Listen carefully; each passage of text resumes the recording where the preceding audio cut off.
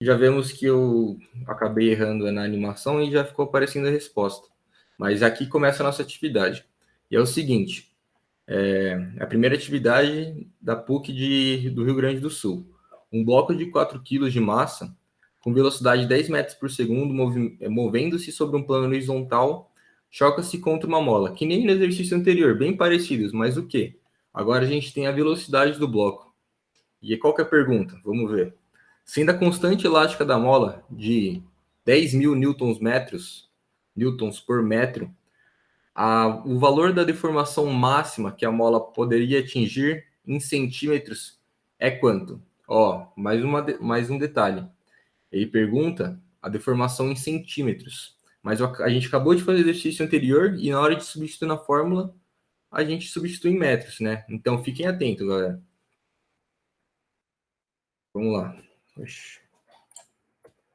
Então, ó, a energia mecânica se conserva, né? Logo, a energia cinética do bloco antes da colisão vai ser igual à energia potencial elástica após a colisão.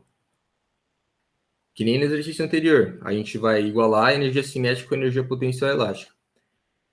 Aí aqui, como os dois lados da fórmula estão sobre 2, eu posso tirar, né? Ou multiplicar por 2 os dois lados. E a gente vai ter essa expressão aqui, né? E agora a gente só simplesmente substitui os valores. E a nossa incógnita agora é o x. Então, substituir massa por 10, substituir a massa por 4, velocidade por 10 metros por segundo e a constante de 10.000, chegando numa deformação de 0,2 metros, passando isso para centímetros, 20 centímetros, ou seja, alternativa D.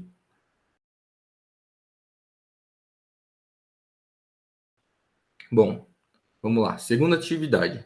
Essa é da UFMG.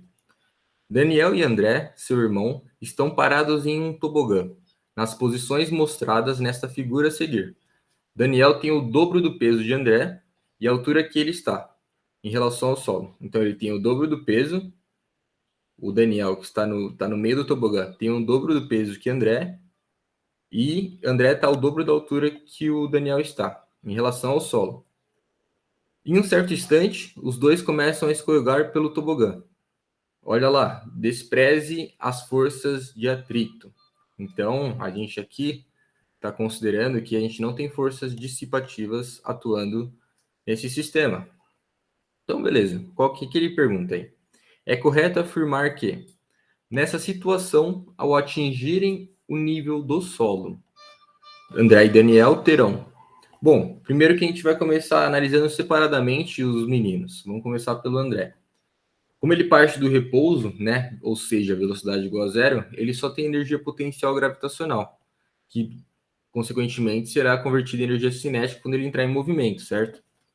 Então, a energia cinética vai ser igual à energia potencial gravitacional que ele tem nesse instante. Então, substituir, né, a fórmula da energia potencial gravitacional para descobrir qual que é o valor da energia cinética. E o Daniel? No Daniel é a mesma coisa, né? A princípio, ele parte do repouso, velocidade igual a zero, então ele só tem inicialmente energia potencial gravitacional, que será convertida em energia cinética. Então, no final do tobogã, né, quando ele percorre tudo, no final do tobogã ele vai estar na altura do solo, então ele não vai ter mais energia potencial gravitacional, ele só vai ter energia cinética.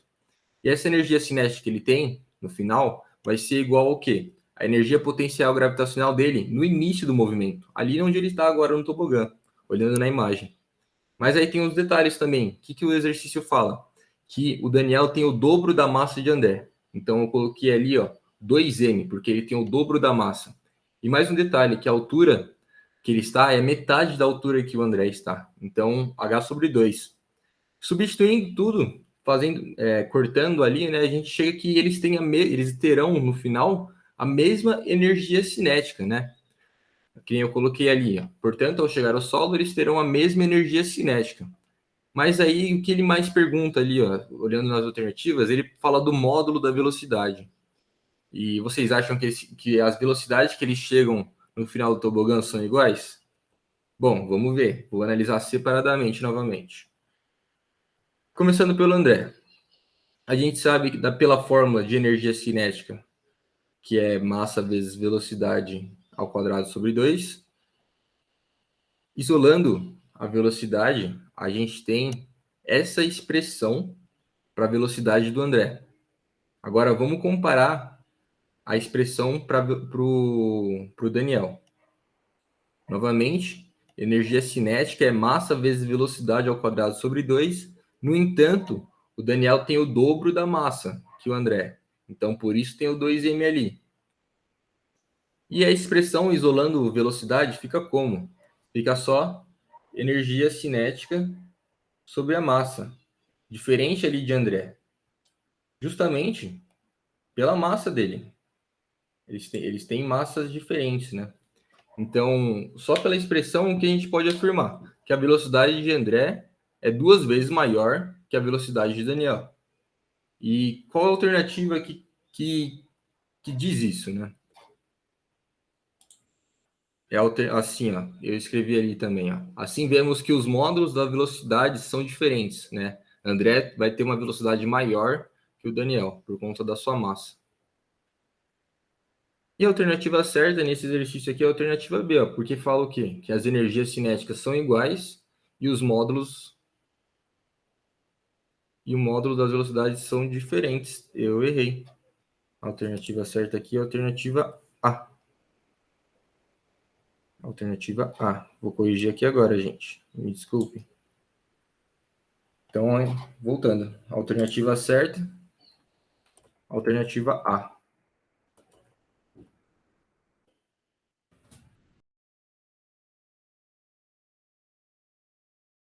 Beleza, vamos para o terceiro exercício da atividade, que ele fala o seguinte, exercício bem simples. Uma moeda é lançada verticalmente para cima, com uma velocidade inicial de 6 metros por segundo. Que altura atinge a moeda? Bom, novamente, conservação de energia mecânica. A gente está desprezando o atrito. A energia mecânica se conserva. Então, a energia mecânica inicial desse sistema, né? O cara tá parado com a moeda na mão e aí ele pum, dá uma pancada, joga essa moeda para cima e ela tem uma velocidade de 6 metros por segundo.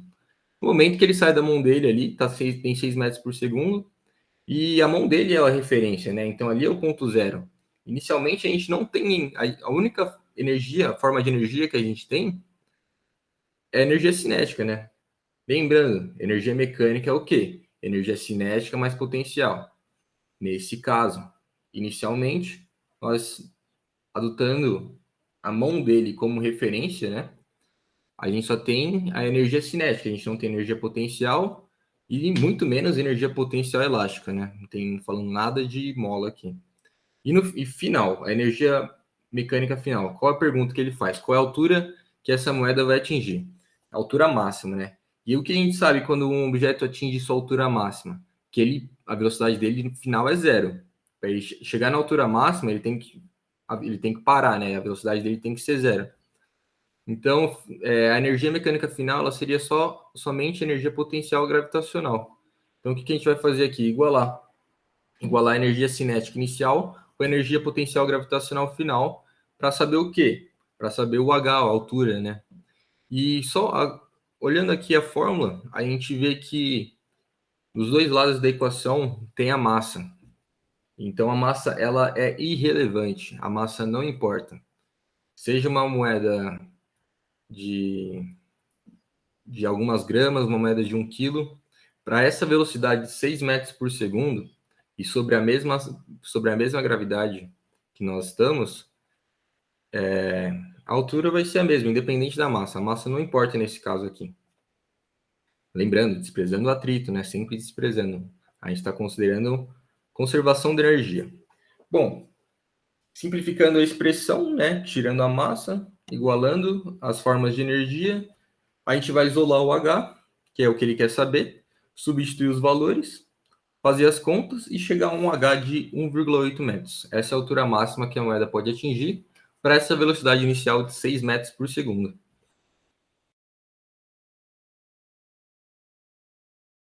Então agora a gente vai para o último exercício da atividade. da Unifesp, Federal de São Paulo.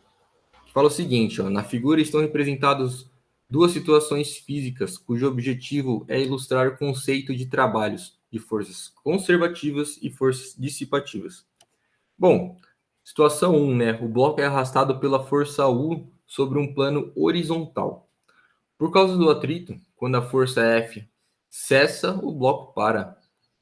Em 2, o bloco, preso à mola em repouso no ponto O, é puxado pela força F sobre o plano horizontal, sem que sobre ele atue nenhuma força de resistência. Depois de um pequeno deslocamento, a força cessa e o bloco volta puxado pela mola e passa a oscilar em torno do ponto O, do ponto ali inicial. Bom, olhando assim essa situação e olhando a descrição delas, a gente já pode observar uma coisa, né? Na situação 1, a gente tem o bloco sendo arrastado ali no plano horizontal e ele fala da força de atrito, né? Então, e o que a gente sabe da força de atrito? A gente sabe que ela é uma força dissipativa, uma força contrária ao movimento, uma força que impede o movimento. Tanto que ele fala o quê? Ó, quando a força F cessa, o bloco para. O bloco para por conta do atrito. Já na situação 2, ele fala justamente ao contrário. Ó. Ele diz sem que atue nenhuma força de resistência sobre o bloco. E o que a gente sabe das forças conservativas, né? Que a gente sabe que a força peso é uma delas e a força elástica é outra. E olha só, o bloco está preso num elástico, né? Numa mola. Então, aí a gente tem um exemplo de uma força conservativa, né? A força elástica. Que essa mola, quando comprimida, o bloco está preso na mola. Quando comprimida e soltou esse sistema, você sabe que ela vai voltar, ela tende a voltar a seu estado natural, né? E aí ela começa o movimento de oscilação em torno desse ponto O, do ponto inicial dela, porque ela estica e comprime, estica e comprime. Ela fica nesse movimento até achar o seu equilíbrio, né? Que é justamente o ponto O. Então, olhando aqui as alternativas, a partir do que eu expliquei, né, a alternativa que mais se adequa é justamente a alternativa A, porque ela fala o quê? Ó?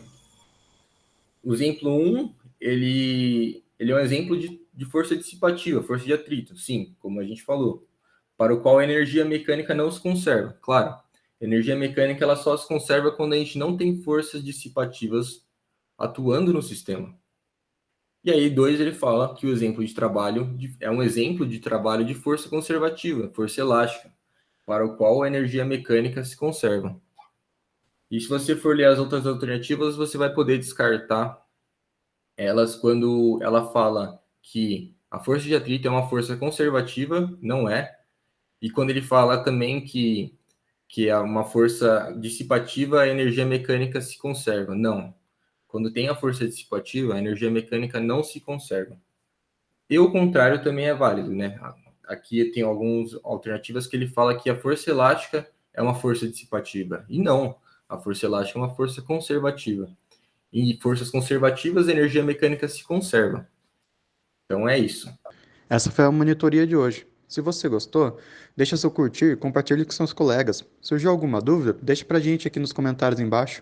E também não esqueça de acompanhar a nossa ONG nas redes sociais.